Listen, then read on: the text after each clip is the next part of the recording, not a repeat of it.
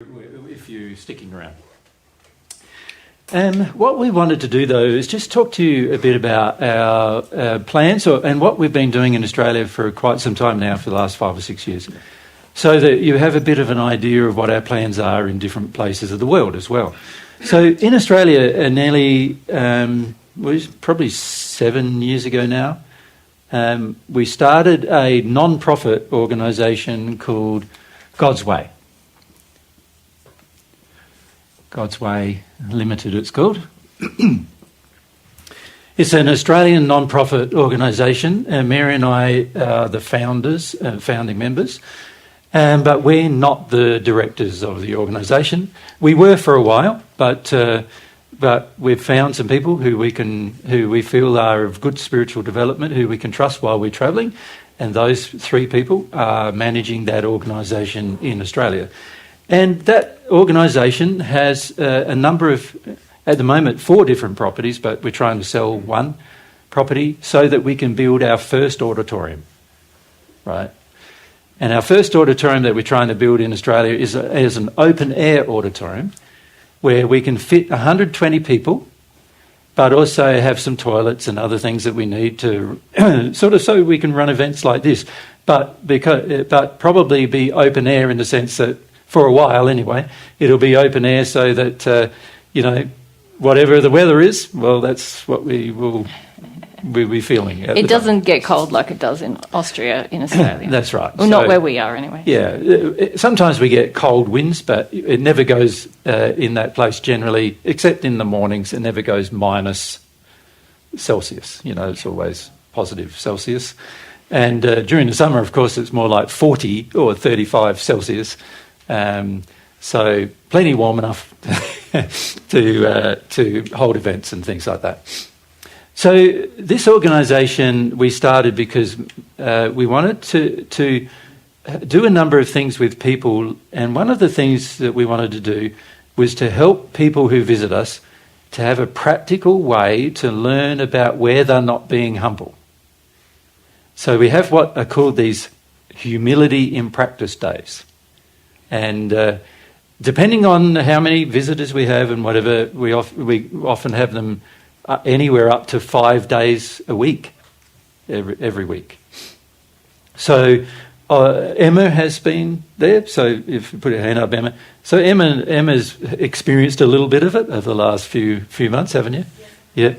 And of course we've had visitors. Yor has also, so out the back there, Yor. His experience as well. I think you were there for 3 or 4 months, weren't you? Yeah, 3 months. 3 months. Yep. Yeah, so you sort of get to know the experience and so forth of, having some feedback, very frequent, generally feedback, and dealing with things as you're working. And a lot of the programs at the moment are environmental in nature, so we're fixing the environment, but in the process of fixing the environment, we're trying to fix people's humility as well. Does that make sense? Help them to fix it. Help them become more humble. Yeah.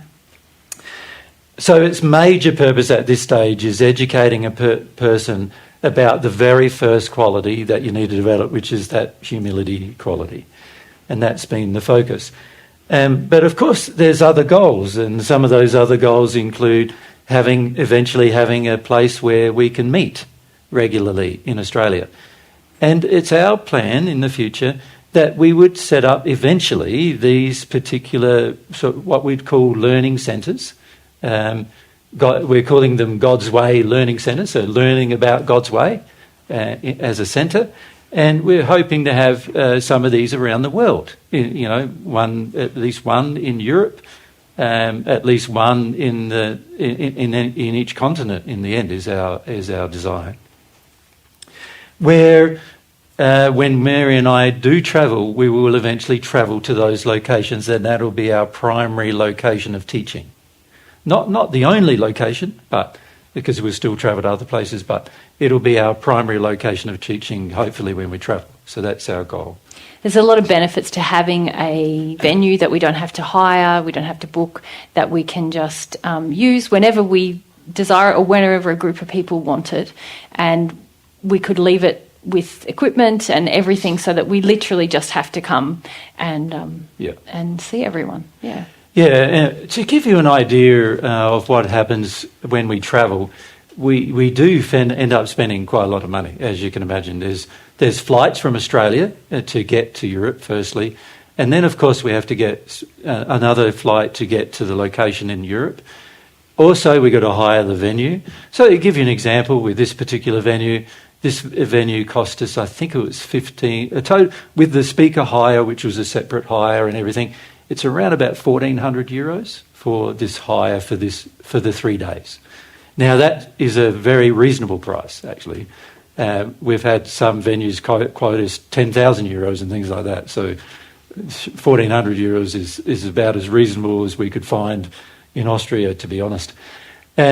So a venue around about this size, which is around about allowing for up to 60 people or so, generally costs us around that amount. And Mary and I try to reduce the costs of the venues, because if we can do that, then the shared cost of the venue is not so high, right? When the shared cost gets up to 40 or 50 euros per person, and some venues we're wanting to charge like 120 euros per person per day and that kind of thing, it becomes very prohibitive for people to come to a free event. We're holding a free event and it's not really free anymore because it's so much, it costs so much, you know. So what we try to do is we try to reduce the costs, but obviously, you know, we pay those costs. So an example of this venue, we're paying around about $1,400 for the venue. Mary and I have accommodation. It's around about the same figure for the accommodation for the time we're staying. And then we also had to hire a car to get from Munich in this case. And so that has also cost us a similar amount again. So by the time you're done, most places we go to, without our food or without anything else, are usually costing us around 4,000 to 5,000 euros for every place we visit. And as you can imagine, Mary and I don't have, you know, we live by donations, so we're very reliant on your donations, and it's thanks to your donations for the large part that we're here. But I must point out that the donations that for us to get to Europe, were a third of the donations came from Australia.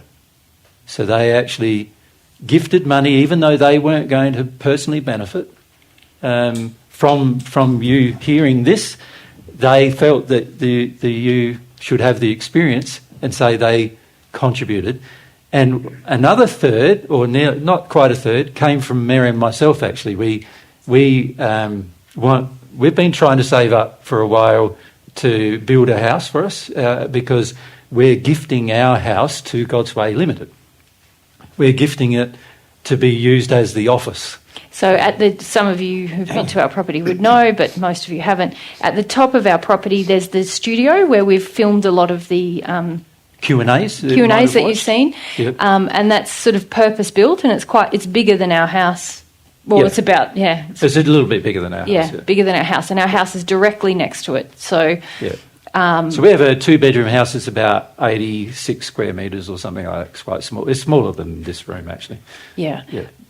So that's where we live. But because we still want to have some privacy and do our processing, and God's Way hasn't had an office at all. It's been in for the last 7 years. It's been in Eloise's lounge room. Yeah. We decided, well, it's a great idea.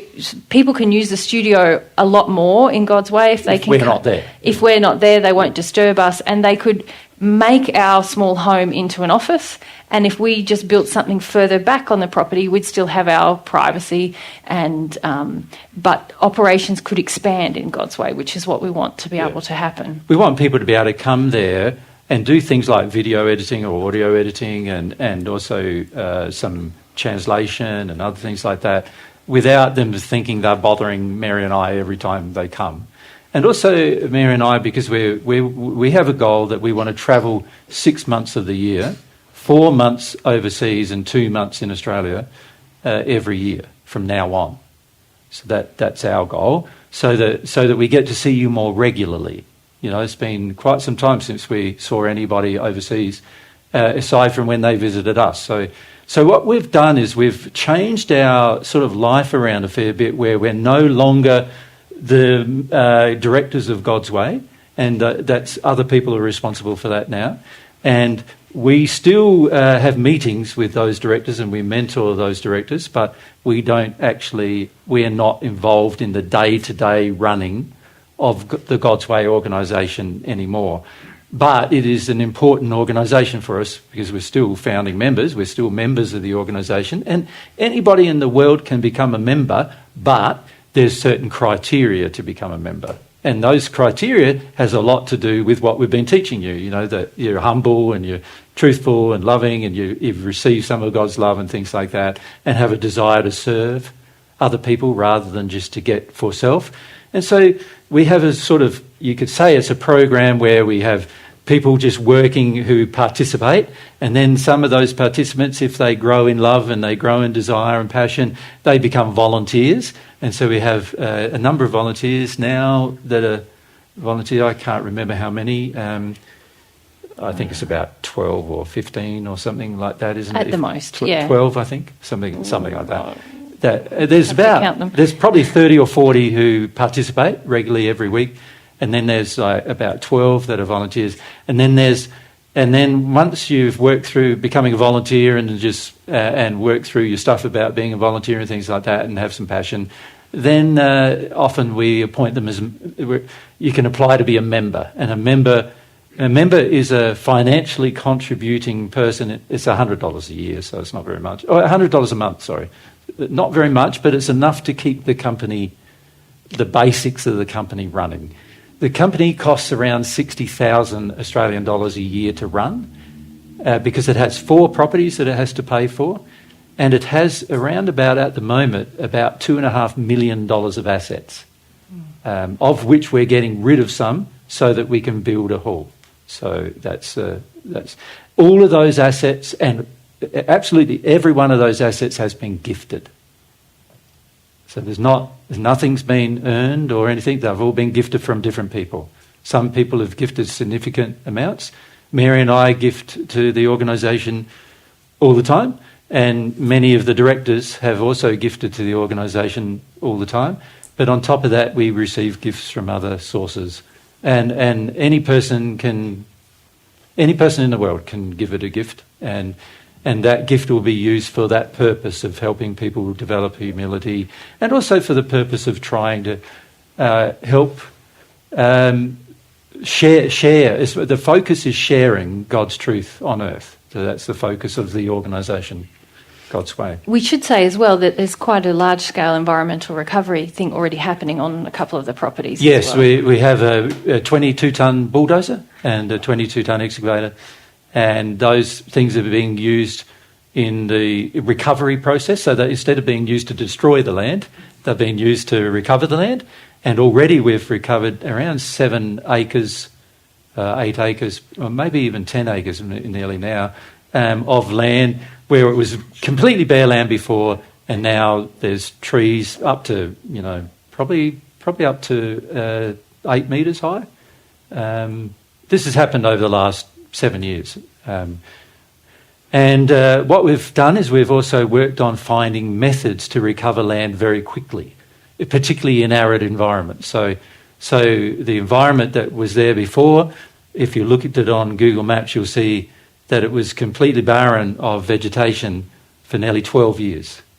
And now we have, like I said, about 8 metre high trees on that same land. So things have changed quite a lot, and we've worked out many very good techniques for recovering the environment and other things like that. And as we've recovered the environment, the insects have come, and the birds have come, and the animals have come, and it's a whole ecosystem that's getting built actually, and it's really fascinating to watch what happens to it every year, because it just develops more and more and more every year, where there's more and more abundance, and it develops every year. So that's what the dozer and the excavator are being used for primarily. We also have, other things that have been donated, like there's a big farm tractor. So when I say big tractor, it's only a 100 horsepower tractor, but it's big enough to do the jobs. We also have a big farm trailer, which is a 12-tonne trailer. So it means we can shift soil around and move everything around. So it's a proper operation, right? Like a fairly big farm. And at the moment, God's Way is responsible for about 1,000 acres of land. So that's a fairly large allotment.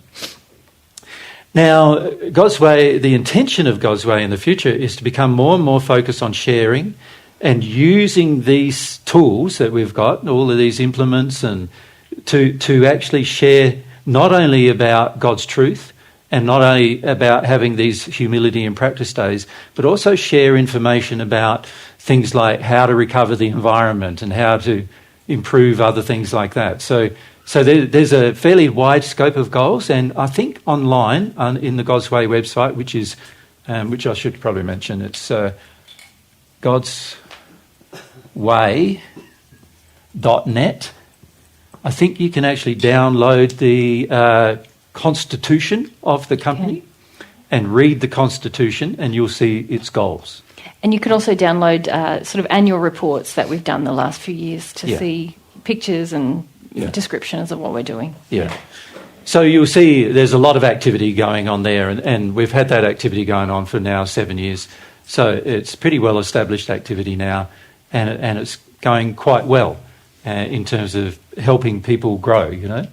If you look at this website, you'll see all the activities of that God's Way organisation, and Mary and I are pretty passionate about that organisation, like in terms of helping it progress and helping it grow, and also sorting out any problems as to why it's not progressing as well. So that has taken up a fair portion of our time over the last 6 years or so. On top of that, Mary and I run all of their tech. So I do all their tech work. So you say you do, yeah. So we're talking the storage of nearly a petabyte of data at this stage that hasn't been edited. There's a large amount of data and a large amount of storage. You're talking just in terms of storage, it's nearly $250,000 worth of equipment just to store the data. Which was all donated as well. Which has all been donated as well. Yeah. So it's a fairly big sort of operation, and we're trying to streamline it in such a way that more sharing can happen. Because at the moment we're just sort of we're collecting lots of data. There's photos of all the growth of everything, the trees, the plants and everything, the bird life. There's photos of what we've done, all the projects we've done. And we'd like to share all that, but of course there's nobody... If we haven't got enough people who are in a good space of development to actually put all the data together and share it all and all those kind of things. So we need just more people who have good development to share all those things. But we're pretty close to geared up to share. So it's just a matter now of finding the people, right? And really, if we've done it the wrong way around, we should have found the people first. But that's how it's gone. You know, people have donated funds, so we got things set up. But it probably would have been better if we found the people first. Then we would have been able to, you know, get a lot more things done. But at the moment, the sharing is going, it's happening, but it's sort of like nowhere near the capacity of what we could be sharing. But that being said, it's a wonderful project, and Mary and I have been enjoying it a lot. But also, it's been very busy, as you can imagine, setting up all these things. The tech and the properties themselves. There's 4 different properties at the moment. Looking after them and caring for them and running programs where people, you know, can work on them and things like that. And it takes quite a lot of organisation. But our goal is to have one of those in every continent. So what we needed first was to set up one where we're living or near where we're living.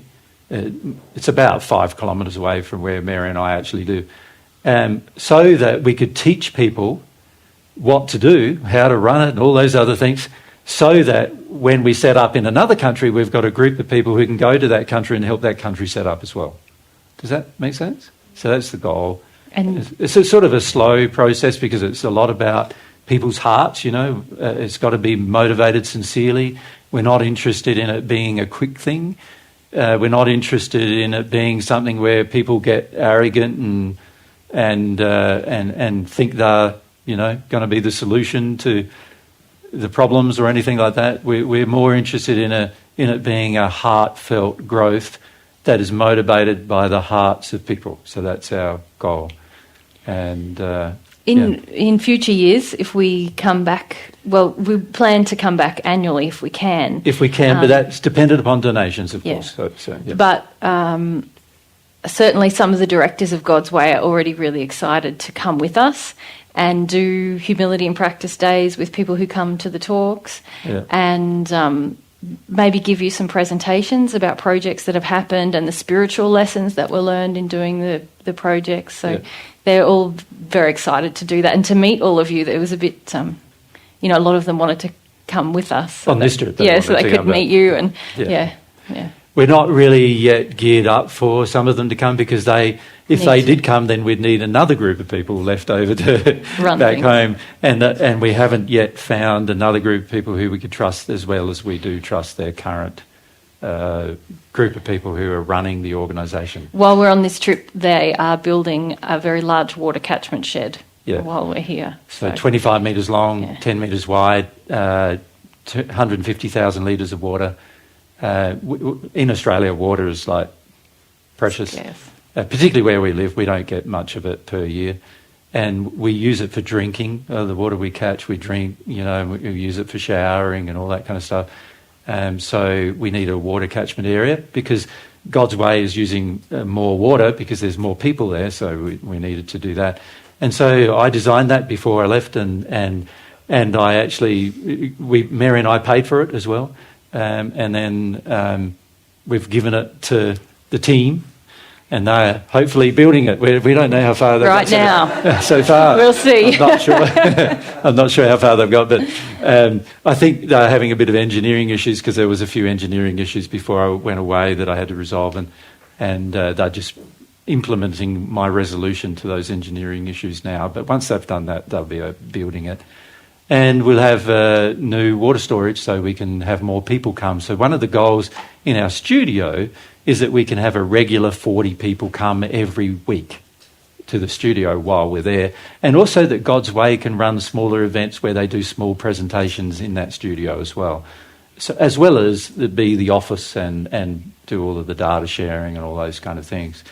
So that's the goal of God's Way. Mary and our main focus is divine truth, and we have an organisation called Divine Truth Proprietary Limited that Mary and I own. We're the only ones in it, but God's Way, we expect eventually to have thousands of members. We're hoping, like all around the world, and eventually have you could say, I suppose in each continent at least, a God's Way limited in each continent. That's the end goal, with the same goals, with the same structure, with the same focus on spiritual development, that kind of thing.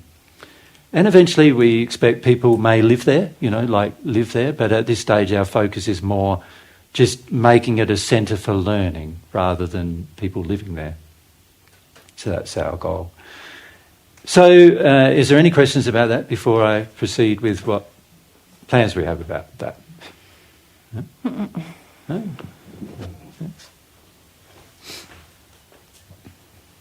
When you said gifting, is it better to donate or ask for specific things you would need? Good question. Sometimes there are things we need, like an excavator or something like that, and people have gifted like a second-hand excavator and a second-hand dozer. Sometimes we have expenses on those equipment, and people give some money to pay for those expenses. So just recently, our excavator needed new tracks, because it's done so many thousand hours of work now. It needed new tracks, and so the new tracks cost about $22,000. So, somebody donated the funds to do that as well. And there was also some damage to the excavator boom that was done. Well, we don't know how it was done because it wasn't done by any of us. So it must have been done when we put the excavator in to get the tracks. But nobody owned up to it. But we had to fix it so that, that somebody donated towards that. And so, there are projects you can donate towards.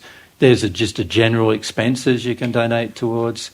There's also time, your time and energy which is really appreciated as well. Like, just going there for a few months if you want to go there and have the experience. We're not yet really geared up to accommodate people well at this stage, but there's a lot of ways in which you can participate.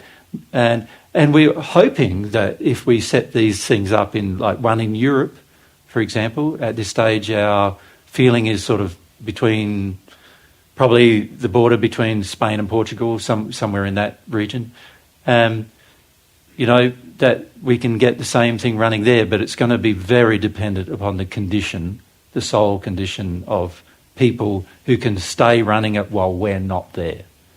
And that's going to be the tricky thing, because what we've found in the past is that many people, if they don't have the right condition, they get arrogant and they mislead people with truth, and then on top of that, they have a tendency to take from the organisation rather than giving to it. So at the moment, actually, this organisation has no paid employees at all. So even all the directors, they're giving all of their time, which is full time. So there's 3 directors at the moment, and this is something also that you can donate towards. Can I just mention on the donating, if you go to godsway.net, there's each quarter now we're publishing kind of what our expenses have been and what projects you might like to support specifically and how to do that. And what projects are on hold, what projects are actually going. That kind of thing. And the expenses, but those expenses don't include paying the people running it. Yeah. So Eloisa, she's changed the last name to Sparks. Isn't that a great last name? So it's Eloisa Sparks is one of the directors. She's the managing director at the moment. And then there's the person you know as Cornelius, right? His actual name in this life is David Walsh, right? You could say he's the building director, the construction director of the company, and he's managing all the building projects that we're doing. And then we've got Phoebe Bruce is her name. Hello, Phoebe, if you're listening to this. They're listening to all the recordings each week, so I'm sure they'll hear that. Phoebe is like the sharing director. She's focusing her attention on sort of background management and sharing, online sharing. So almost every post that God's Way produces that you get, if you subscribe, you'll get a post fairly regularly. She prepares all of those, does all of that work. There's quite a lot of work she does in that regard. And the 3 of them together are, learning how to manage, because none of them have managed an organisation in their life. Unlike myself, where I've managed many organisations in my life, they haven't, and so they're learning how to do it. And they're brave, as well as, have a good relationship with God as well. So those 3 directors, they don't get paid. So the only way that they can actually do it full time is by receiving donations from people. So they trust that they're living the same way Mary and I are living, actually.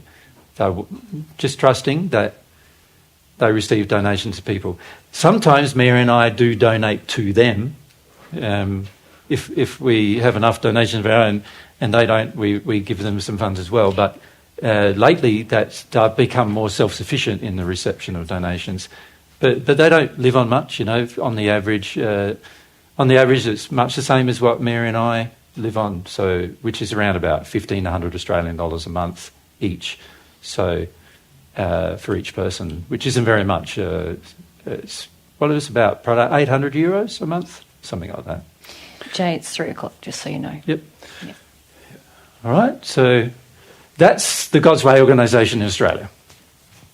That's sort of independent, really, of Mary and I and what we're trying to do. What we're trying to do is we're trying to go around the world now and just share truth, share more truth, share truth, and have face-to-face, not tech interactions, but face-to-face interactions with people so we can share more truth. And so that's our focus. Our focus is now changed a bit because we've set this up now and it's running quite smoothly. So now we want to get back to the focus of sharing sharing truth with people. So our goals are to go around the world quite regularly, of course, based on the donations we receive. We're hoping to do it once a year is the goal. But as you can see, every time we need to hire a venue and we need to hire accommodation and we need to hire getting there and flights and everything, the costs rack up. And in this particular trip, we're doing 14, is it? Events? 15 events. Formal events. not 15 including formal events. Yeah. And every one of those events has similar cost to this. Yeah. So by the time you add it up, you can see you chew up the funds. And we sort of feel like in the long run, it'd be better to have those funds go to a centre, like a centre somewhere, rather than sort of go out into the world and not ever really come back, you know. Yeah. And it would be great to give everyone the opportunity to be a part of building those centres. Yeah. When we have a meeting there, to actually come and contribute to that land and share in the process and learn. Your resources in that way, Yeah. to help sort of creating something lasting. So the purpose of God's Way when we created it was actually to allow divine truth to just keep sharing and focus on sharing the truth in the world, and sort of God's Way sort of support the sharing. But the other focus was that there's educational programs that need to happen, like environmental educational process, the education about love and humility and truth and raising children, educating, and all sorts of things. Water resources. Yeah, if you read the Constitution, you'll see it's a very wide scope Constitution, and we're hoping that that will happen over the course of the future. Of course, the main focus at this stage is the sharing, because without the sharing, the benefit of learning the truth is limited. Yeah. So Mary and I, which is Divine Truth, and so for us, our website, of course, which is Mary and I don't get to change it very much at the moment, unfortunately, is divinetruth.com. And up until now, I've been totally responsible for doing all the tech. So, and I can't see that changing until I find a person who's passionate about God and passionate about the truth, but also understands tech to the degree, hopefully, that I do. I've had I'm 60 now, and I started in tech when I was 17, way back before you guys probably, many of you would have even known about the IBM PC and all that, way back before then even. And I've had lots of engineering experience in technology, so as well as running companies, as well as property development and other things like that. So I've got plenty of experience in these things, and what I really need is to be able to have somebody who has a similar sort of desire to get that experience that can take over a lot of the tech from me, so that we're more available to share. But we don't know when that will occur. But up until that time, I'll be doing that. And so when I say I'll be doing it the least amount I possibly can, because we want to spend more time sharing with people. Yeah. So one of the issues we do face when we're travelling is that if we have the events too close together every week, I don't have enough time even to sort out the audio or anything. I've just got enough time to strip it off, back it up, and then we're on to the next event. And so I don't even have enough time to edit and put it up.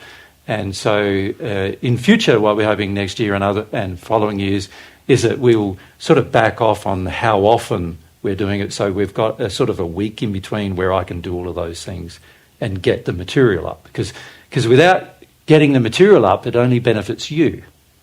But if I can get the material up, it benefits thousands of people. And thank you to the guys who are doing some video recording and everything, because that means that I don't have to do it, right? And we don't have to bring all the gear. I don't have to bring all that gear and everything, because it's a major nightmare, trust me, travelling with video equipment all over the world as well as our audio equipment, which is already 2 bags full. And to have those people do it, which is a great thing. So thank you guys for doing it here. We had some people doing it in Brussels as well. And we don't know who's going to do it in the future, because it's just sort of like ad hoc happens.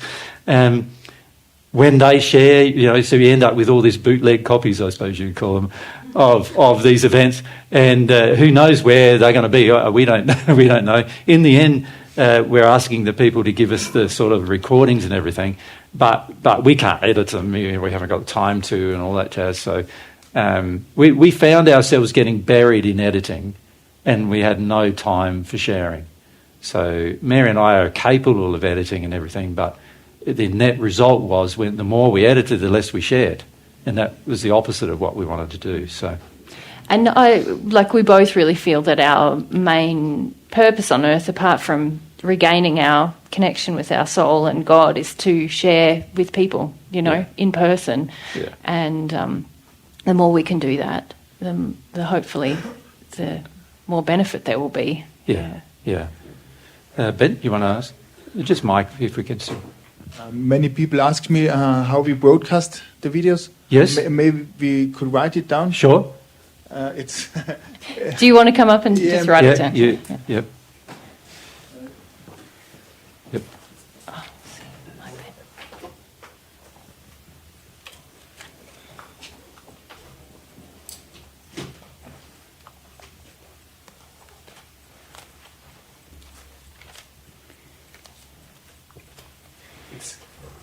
Gott und die Welt. God and the God and the world. Yeah. It's In German. German. Yeah. God and the world in German. And DT. Dash DT. Good day. There you go. Yeah. Good day. So, Emma. On YouTube, I'm sorry. Oh, and YouTube. Is there a YouTube particular channel? That is the channel. Oh, that is That's the YouTube. channel. Yeah, this is. That is the YouTube channel. Emma.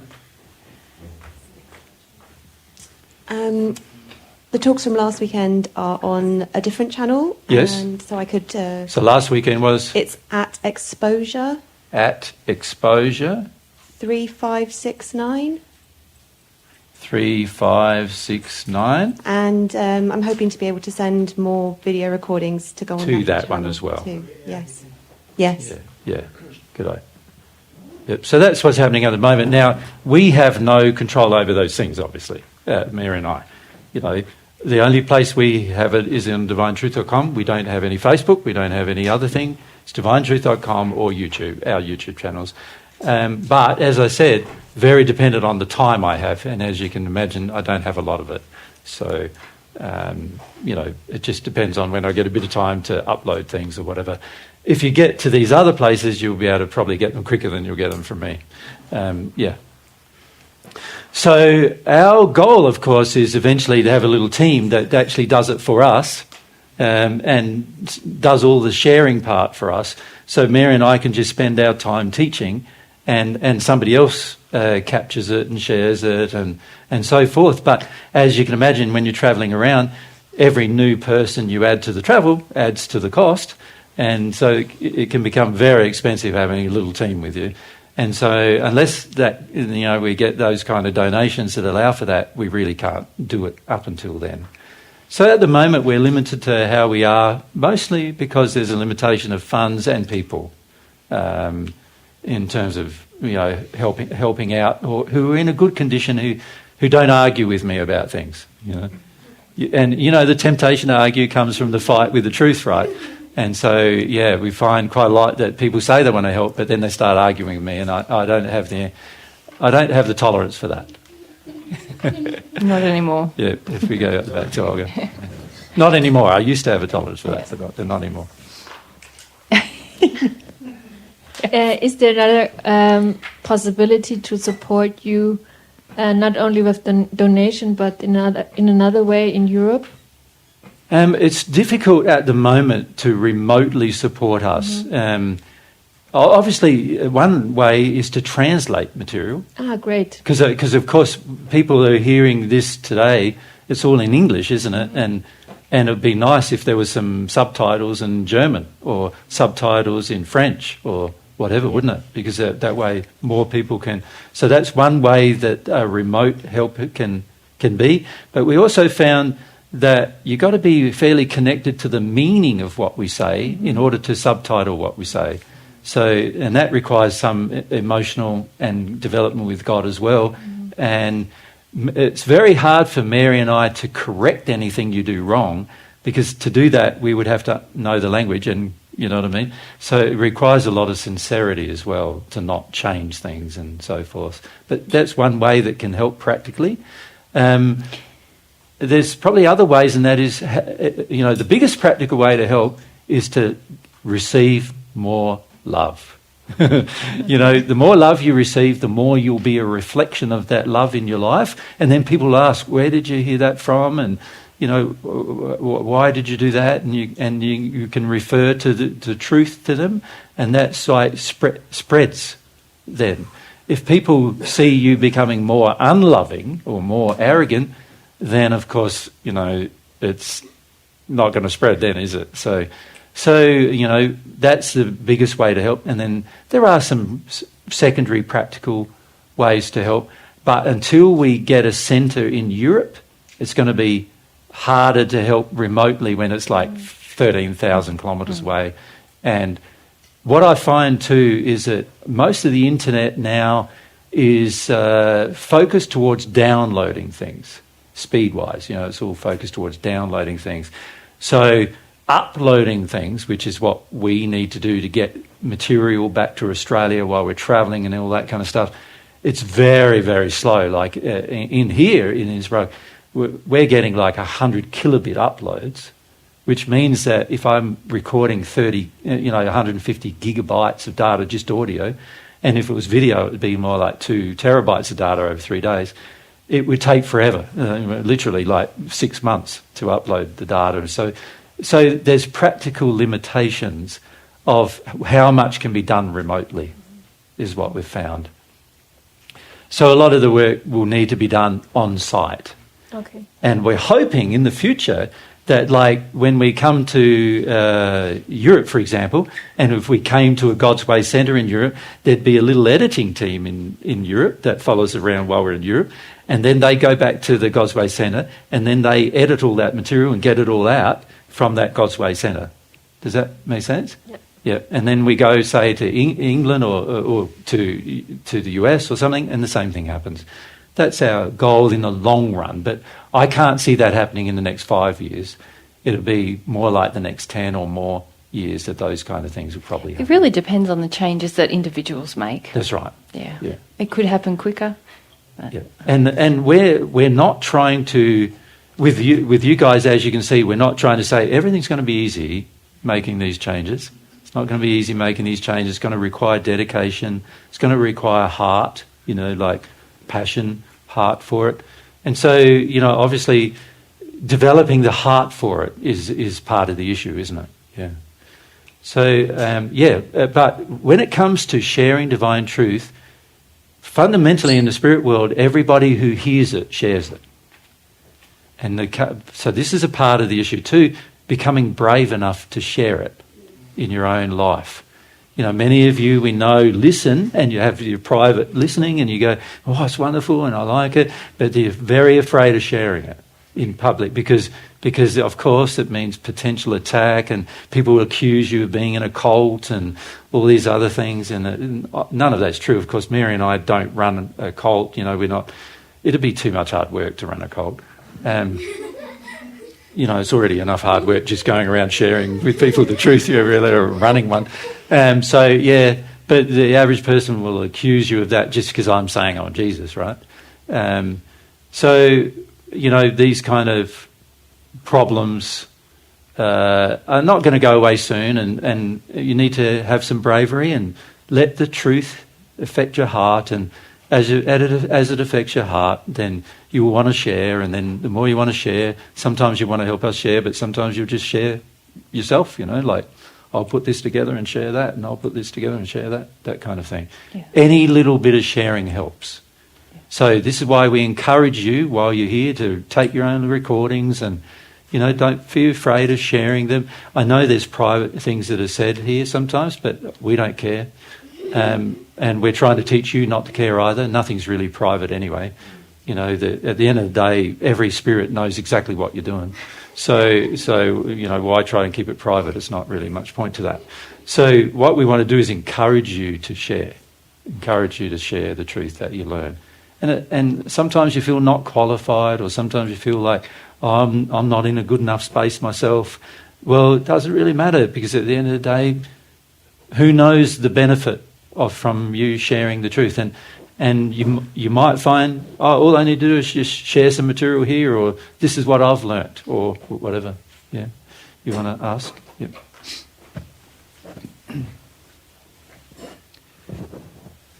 If I understand you correctly, then we can share filtering through our creation as well. Like, I don't know, writing something. Exactly. You don't need to ask us. Some people feel they need to ask us, but you don't need to ask us. Everything we produce is in public domain. You can just grab it and share it. Also, anything that you produce, obviously, just be careful, because make sure it is the proper understanding of truth. Because if you share something that's not the proper understanding of truth, then Mary and I are going to need to correct it at some point, right? But it's better if you know it's the proper understanding of truth, even if it's just a description of the spheres, or a description of what happens when you progress, or just, it can be minor things, but you never know who is going to be attracted and to what you share, and also how you share. Some people might share online, but to my mind, sharing in person is often much more effective. So, but that requires bravery too, doesn't it? So, yeah. Thank you. Yeah. So if we come to Em and then up the back to Stephen. I'm going to most of the talks and taking audio recordings, and I thought if anybody would like to be on my list to receive them, if they wanted to tick on the sign-in sheet. Yep. And then I can add them to the list, and I send them out usually the evening of the talk. Yeah, and that assumes that your sign-in sheet has the right email address, doesn't it? Yes. Yeah, so some of you we Check found that. haven't put the right email address in, so you just make sure that it's the right email address when you check that sign-in sheet. So eventually what we're hoping to do is that many of you just share because you want to share, and, like all of that. This is the way things grow naturally, not through some organised structure, but rather through people's passion, desiring the sharing. And keep in mind the principles of free will. See how Emma asked you, tell me if you want it, rather than just saying, oh, I'm sending it to everyone. Yeah, don't force anybody to receive anything. Yeah. Makes sense? And if, by the way, if you have to leave now, feel comfortable. See you. Yeah. See you later. Feel comfortable leaving at any time. I'm just explaining what we're doing, that's all. So obviously for Mary and I, our goal now is to be able to share, have more time sharing is the goal. So we want to try to do 4 to 4.5 months overseas, generally, and about a couple of months or 6 weeks in Australia is our goal. And then we'll probably have 6 weeks home, because we need to also keep things going where we are and share with those people as well. 6 months, you mean? 6 months, sorry. You said 6 weeks. Did I? Yeah, 6 months. And so we want to obviously sort of have this sort of regular sharing that's going on, and we feel the more we can share, then you've got more material to share, and then you can share, and then more people will hear, and if more people hear, more people might respond, and if more people respond, then there'll be improvements in the general condition of the world if more people respond to the truth. How have you found it being in person versus watching? For some of you, it's the first time. Yeah. So it's a bit different in person, isn't it? Yeah. Yeah. Different. When you're watching it on the telly, you sort of go, I can zone out of that. I can tune out of that. You know what I mean?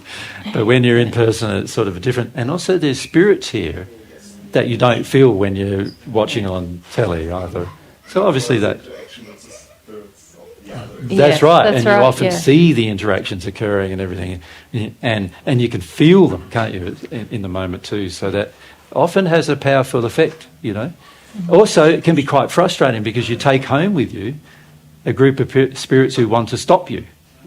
So you've got to watch that when you leave here too, by the way, because there are groups of spirits who hang around Mary and I just waiting to influence you badly, right? So there's a negative influence also following us around at times. The antidote to that is have character, have your moral understand. But anyway, there may have been spirits around that didn't like it that much too. Of course, Have people there's going many that spirits way, who so- come to our events and they don't like what I'm saying. Yeah. But even Nicholas is saying, even around you in general. Yeah. Correct. Yeah. And they'll take the opportunity at times to influence you badly. Stephen, you wanted to? Yeah, I was just going to ask, is there any other recommended material to read besides Through the Mist? Paget Paget messages. messages.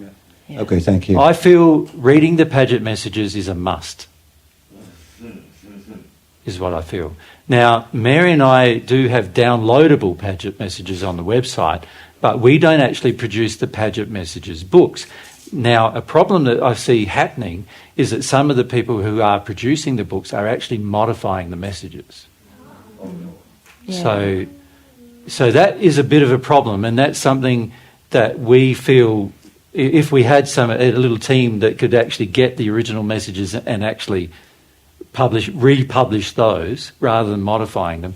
And when I say modifying, they're leaving paragraphs out and they're mostly leaving things out, but sometimes changing words, but mostly leaving things out. And we don't agree with that. We want them to be their original. Yeah.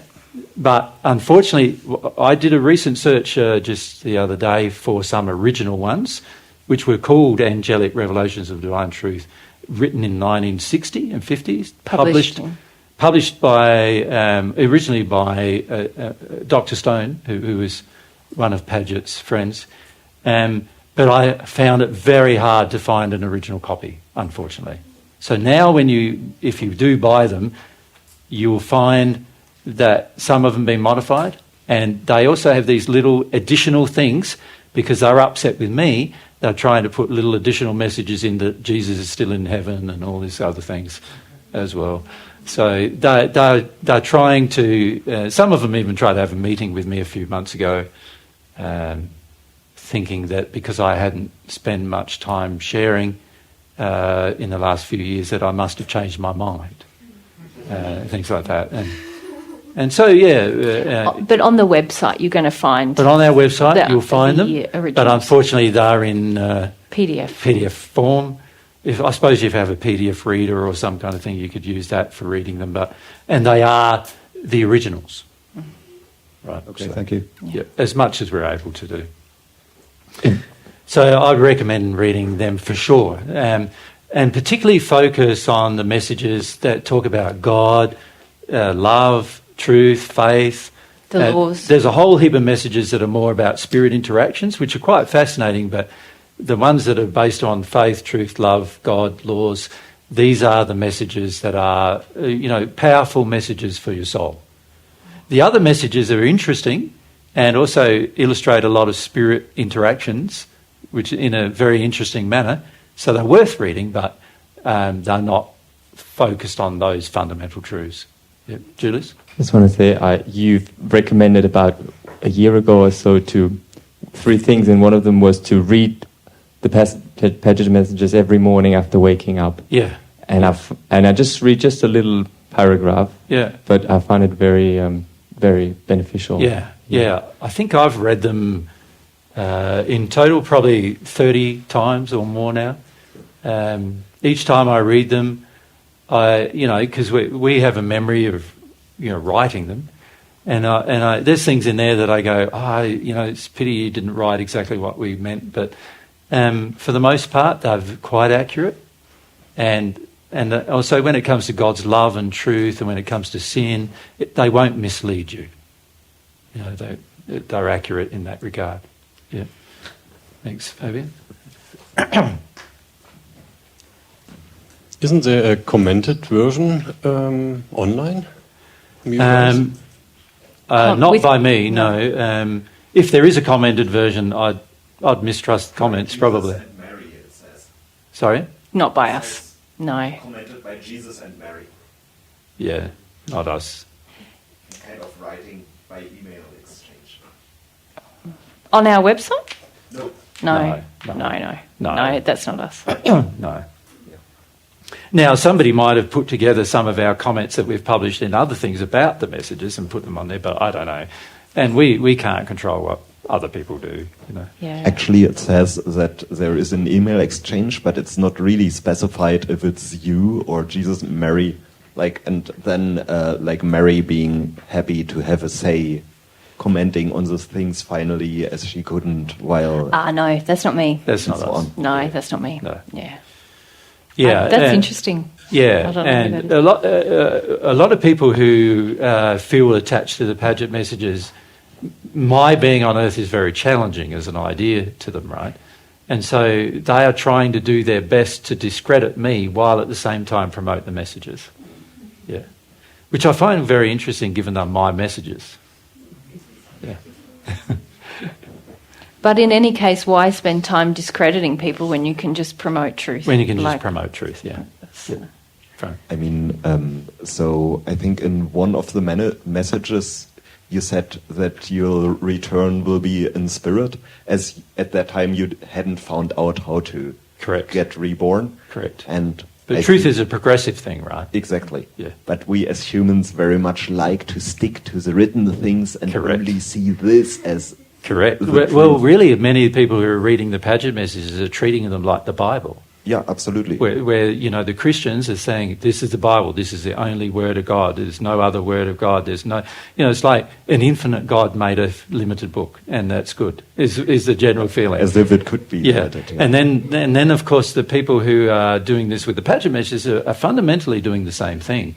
They're basically saying it's a limited book, limited by, you know, and that's this, it's a full truth, and it's not. Obviously, it's very clear if you read the Paget messages, actually, that we weren't that happy with how much truth we shared in the messages.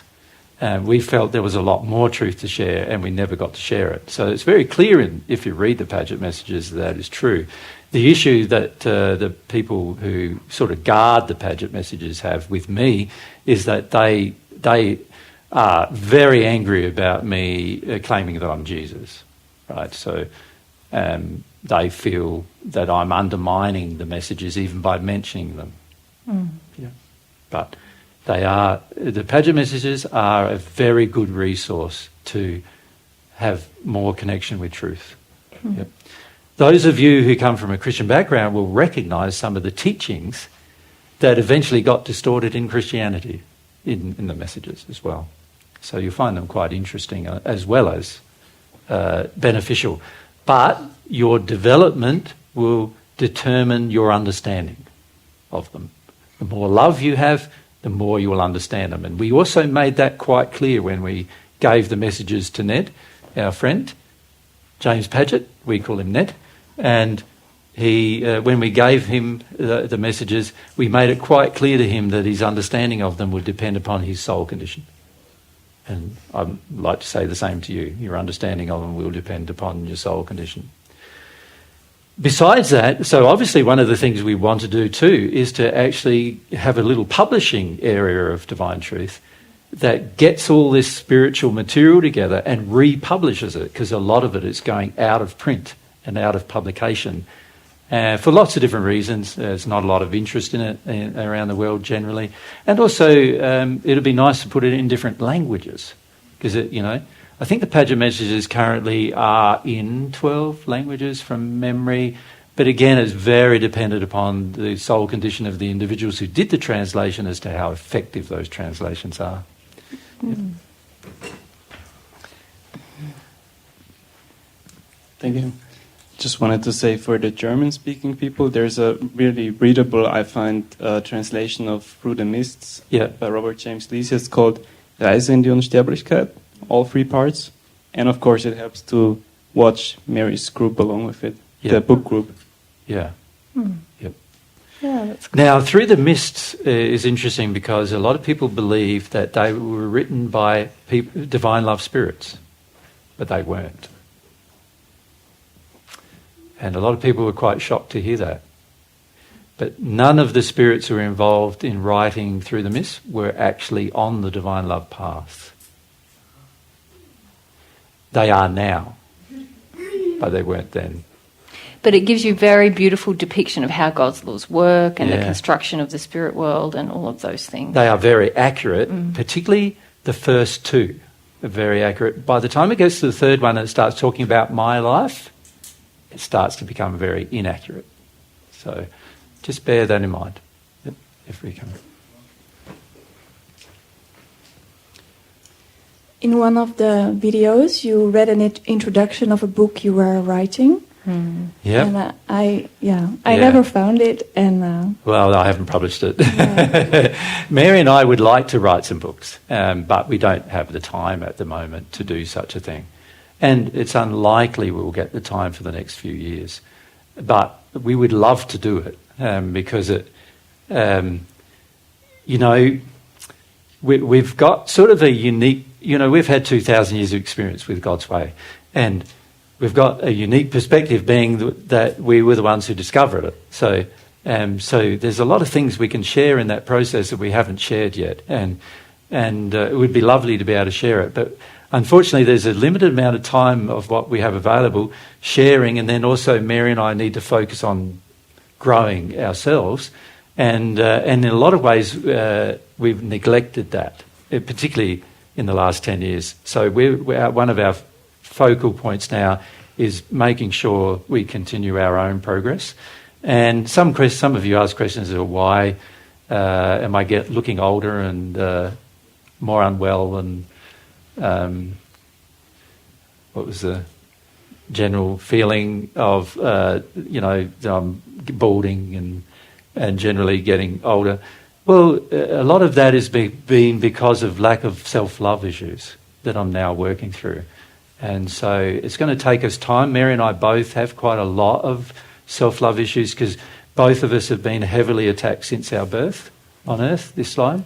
So it's been a very abusive environment spiritually that we've grown up in. And so we're learning, we're still learning how to love ourselves.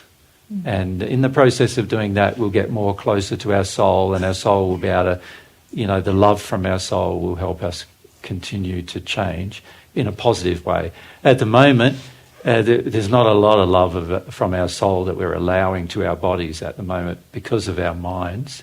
Mary and I have both been quite intellectually dominant in our lives, and we're learning, we need to go through the experience of letting go of that dominance in order for our soul to properly connect.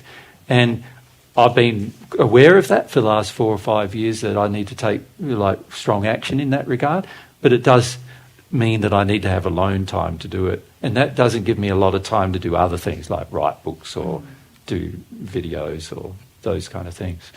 Yeah, I have another dream as well, to just put together books on kind of like topics or, because Jesus in particular has presented on lots of faith in so many different ways. And he did a series of talks at home that I don't know if there were some bootleg copies that maybe got onto Spotify. I don't know if they're still there, but really how to connect to God. You took a group through this process for about a year. And we've been teaching every week for the last 5 years as well. It was a very powerful kind of talk, and I would love to kind of put that in book form as well.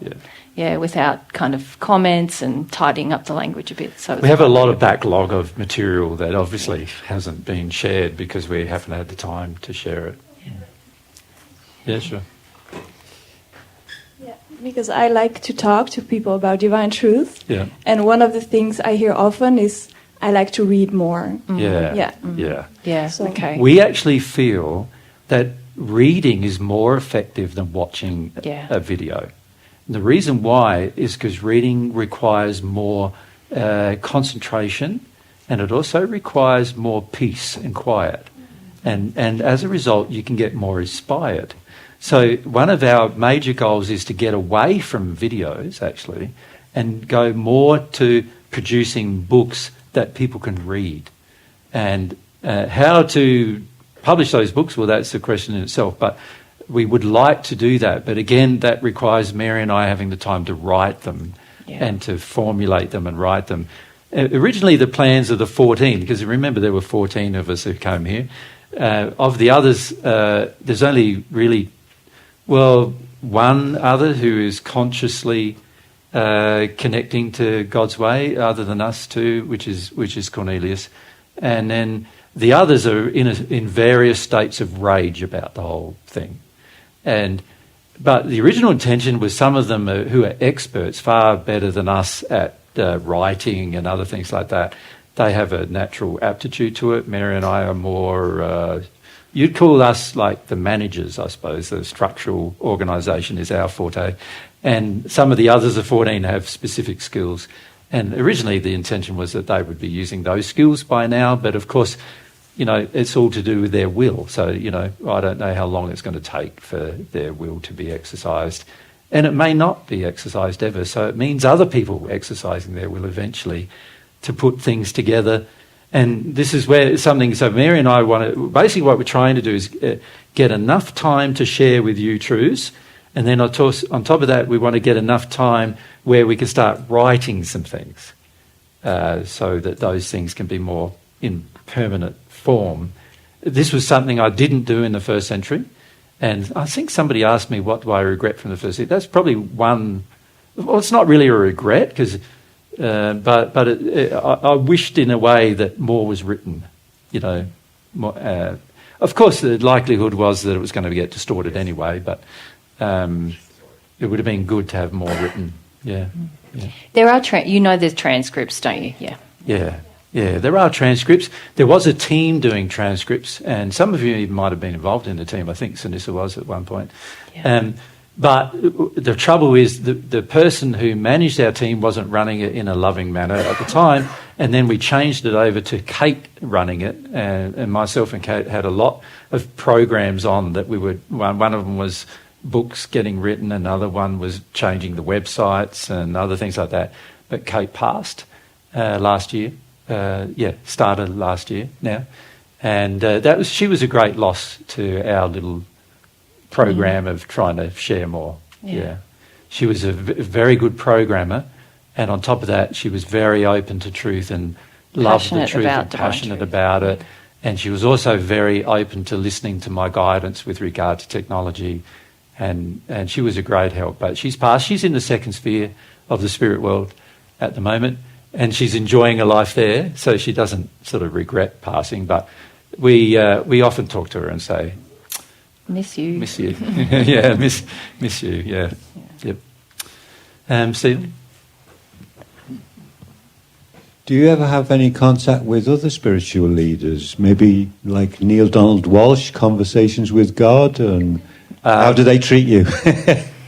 Every spiritual leader I've ever spoken to up until now has not liked me.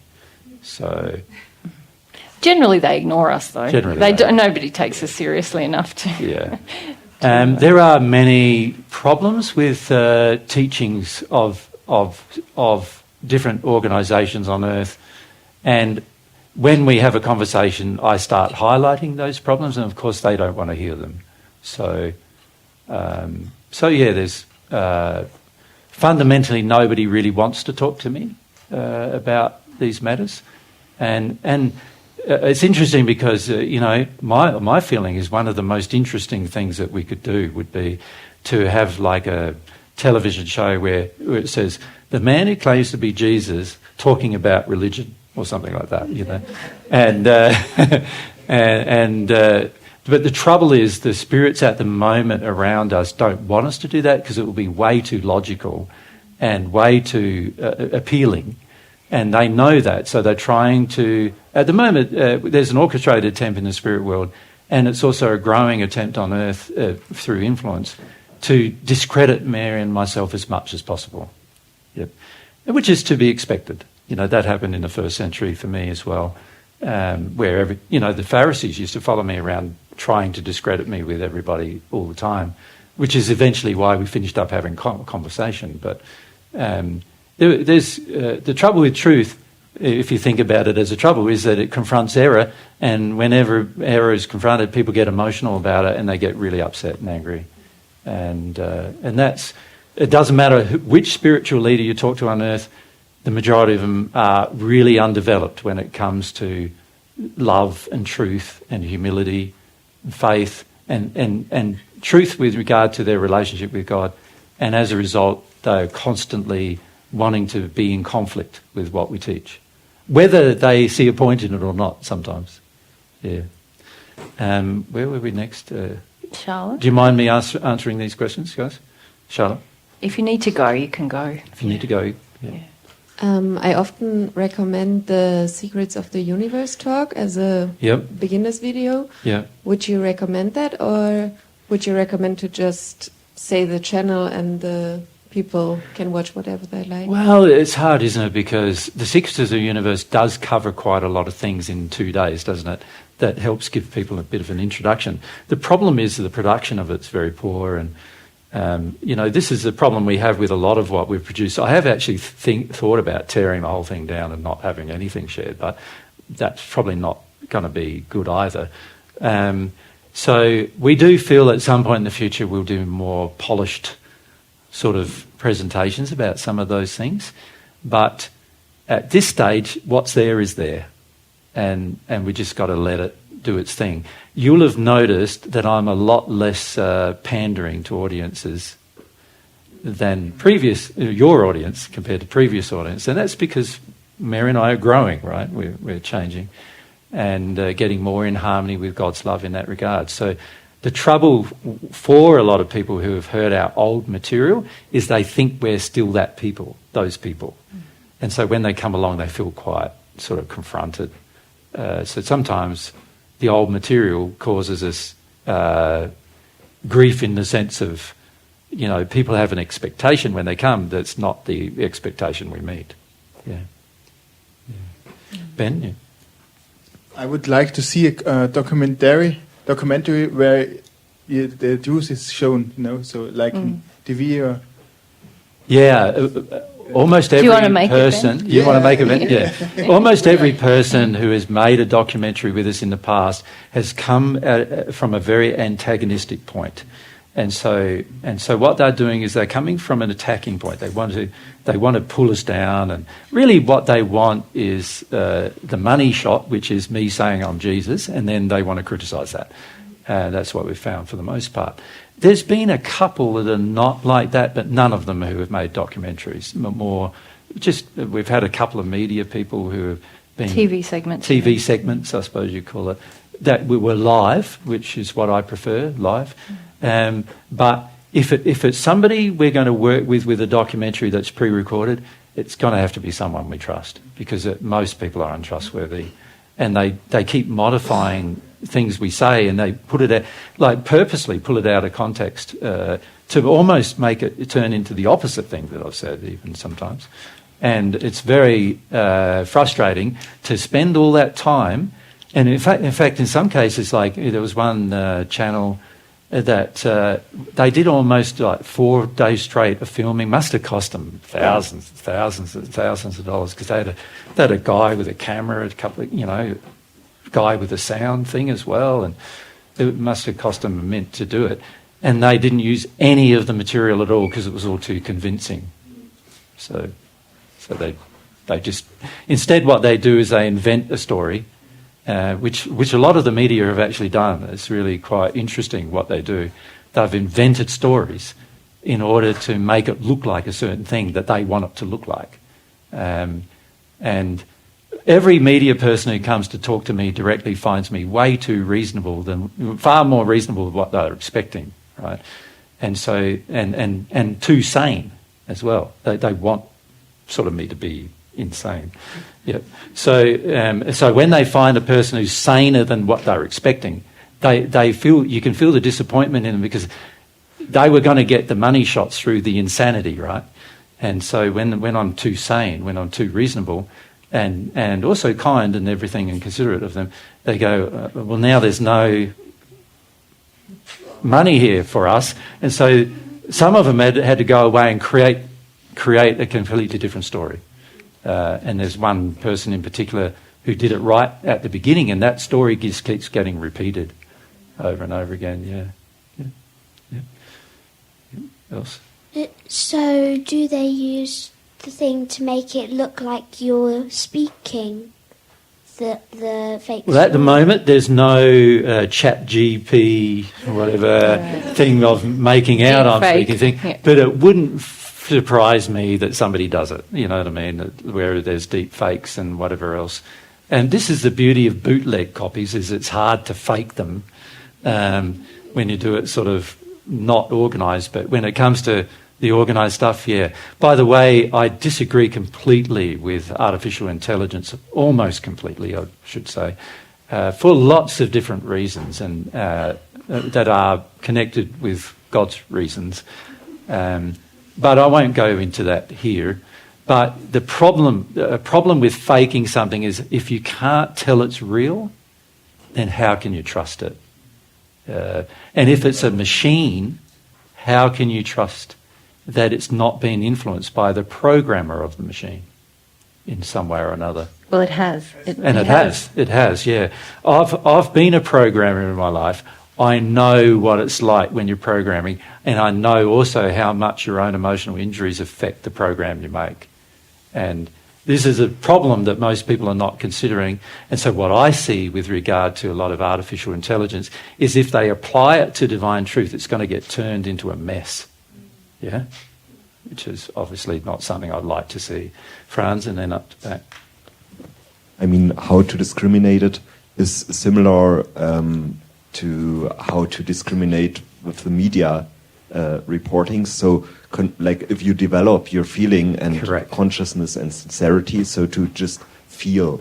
Correct. Also feel like... And if you're connected to God, you will start feeling something's off here. Yeah. You know, so. Yeah. Or is this politician speaking the truth, or does it fit? Yeah. So you will be able to feel all that. It's like the superpower God gave everyone. Yeah. It's just live in your soul. You detect lies really easily. It'll be very clear, Yeah, it's a serious problem that we're going to face on Earth, that how much of the information you're actually hearing is actually true. You know, already a lot of it's not true. Already a lot of it's not true. And we find in our personal life that almost everything the media has said, probably 98% of it, not true. You know, and yet it's everybody who listens thinks it's true. And many of you even think some of the things being said are true. And then when I say to you, well, that's not true either, and that's not true either, and okay, you know, sometimes it's not quite obvious what isn't true and what is, and you know, I see the media in particular is a power tool that is used by a few people to control the thoughts of the majority. At the moment, that's how it's being used. And it's a very destructive way of having media. If the media was more honest, it would be different. But unfortunately, the media, like many other people, are self-motivated. In other words, they're self-motivated, selfishly motivated. Often we've met many of them. Remember, hundreds of them, and the majority of them we're finding have their own goals of being popular, their own goals of being well known, liked. You know, one media fellow said, "I've got 600,000 followers. How many have you got?" I don't know if I said 2 or something, but as if that makes any difference to what I'm speaking as truth or not. But, you know, this is how the media, many of the media want that notoriety. They want that, they want the adulation of many. And so quite often their motives are distorted when it comes to sharing truth. That's what we've found. I remember a documentary where there was a guy and he was attacking you quite a lot. Yeah. And you said to him that you can feel that at some point he's going to change his mind. Yeah. So I'm wondering if he already did that. Oh, no. I was referring to when he hit the spirit world. Oh. Yeah, no, he's not going to change his mind on earth. No, but I know that he will in the spirit world. He'll actually go through a lot of regret, actually, because he actually started as a minister. He's a Uniting Church minister, and he got involved in the media to do what's called cult exposés, and so that was his purpose of meeting us. And he spent weeks with us, didn't he? Stayed in my home actually for a few days, even and. It was just really interesting. Like, you know, in the end, he started getting more and more attacking, but on screen only. So he wanted he wanted the people who were watching to see that he didn't agree with me, and so, but off screen he was like asking me questions about this and asking me questions about that. But in the end, like, I could see it was all manipulation. You know, it's very duplicitous. Very duplicitous. Yeah, very deceitful. and deceitful to his audience, because actually the way he was treating us off camera was not the same way he was treating us on camera. And so I pointed that out to him. Of course, he got angry about that and then started attacking more. And then, you know, and I said to him, well, yeah, at some point in the future, you're going to regret your choices here, you know. And he will. You know, there's many, like I said, the people who killed me regret their choices. They regretted their choices in the end. Yeah. Is it, who else had their hand up there? No? All right, now I wanted to share a bit more about our plans. So our plans are that we would like to come back to Europe, and we want to come back regularly. But of course, donations is our main thing that prevents us from coming back. So we're trying to also reduce the costs. The problem with visiting many sites is that the costs of visiting the sites are quite steep. And also some places like Austria here is quite expensive, actually, to live here, isn't it? See you guys. It's quite expensive and everything. So what we would like to do is try to find some ways of sort of doing a cheap version of getting here. We'll go budget next year. Go budget, sort of getting here, you know, not change a lot, because the more we change, the more tiring it is. You know, and there's lots of reasons. Our general process in these weeks are travel Monday or Tuesday. So today is our last day here. Normally, if this was a normal week for the rest of the trip, it'd be tomorrow we're travelling. No, tomorrow packing. Tomorrow packing. Tuesday travelling. Yeah. We get to the place Tuesday, you know, in the evening. We've got to get all our food and check in and all these other things. Then we've got Wednesday, Thursday, Friday we're seminar again. And you can imagine, you know, obviously it's pretty tiring to just travel, hardly any break at all, straight into the seminar again for 3 or 4 days straight.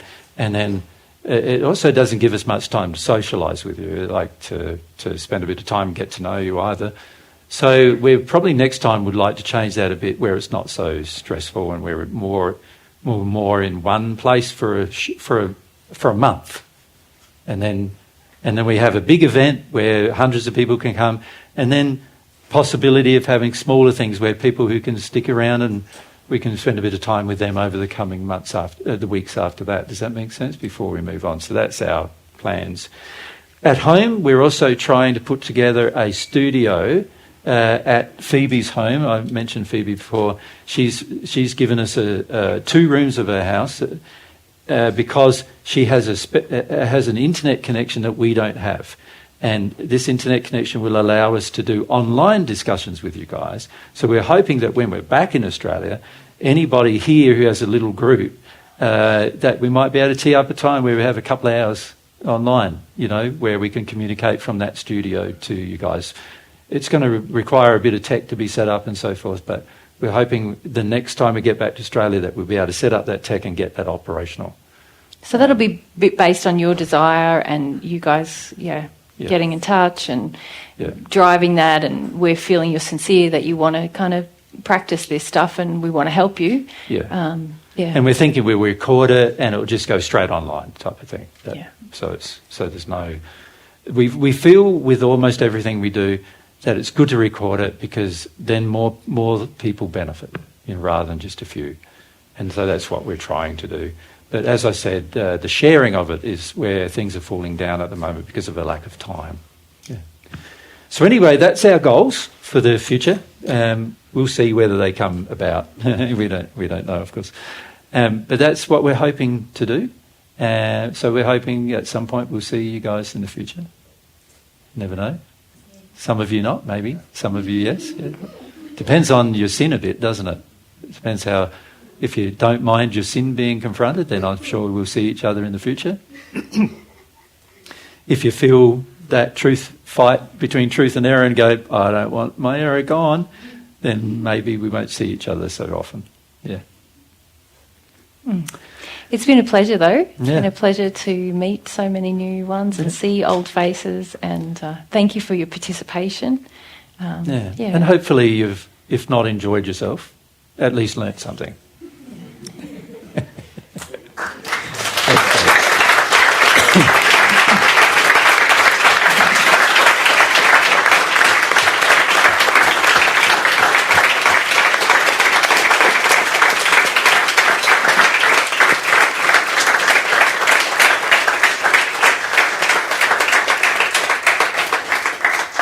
And we would also like to thank the people who've been involved in organising. Yes. So, Yep, so that's Alex and Olga.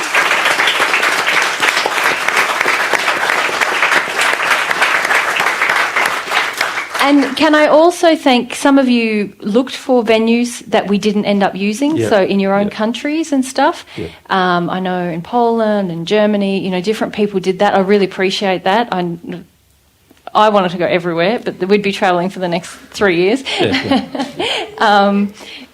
So thank you for that. And also a lot of times we go, okay, there's these options for later, you know, like, you know, that are possible for later.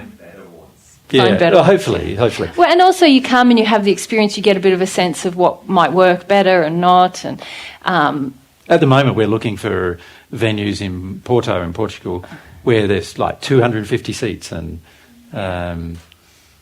big enough to have almost everybody in Europe come to one location. Would you guys come to Portugal if we were in Portugal next year? Yes.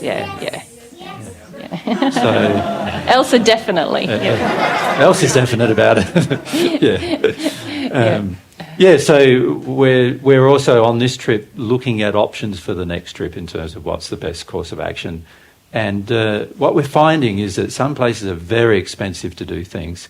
Belgium was very expensive to venue-wise. Here in Austria, very expensive to live. Places like Portugal, cheaper to live and so forth. Well, and hopefully affordable for everyone coming from all the regions in Europe to come. And also... So we're trying to balance that. And better for us to do less stops. There's less airline usage. There's less wastage of even just the stuff we buy and all those things. And so that's what we'll probably try to do next time we come. We'll try that out. We'll see how it goes, you know, just experimenting at this stage of what's going to work. We're experimenting with what works and what doesn't, really. And what works really for the participants, everybody. you know, as well as ourselves. So. All right. Well, we look forward to seeing you guys again in the future at some point. We look forward to seeing in particular your progress. You know, that's the thing we'd like to see the most. And also developing your relationship with God. God wants you to have a relationship with her. She desires your love, and actually you don't know it, but she often desires your love more than you desire hers. Yeah. She wants to know you. She knows you already, but she wants to know you on a personal level. And so if you can remember that in your future days and in terms of ask God for that love and desire that love in a sincere manner, then of course it's going to benefit you a lot for your future, but also you'll feel loved. Now, oftentimes people feel that for the first time in their life. Yeah. Okay, so... lovely one.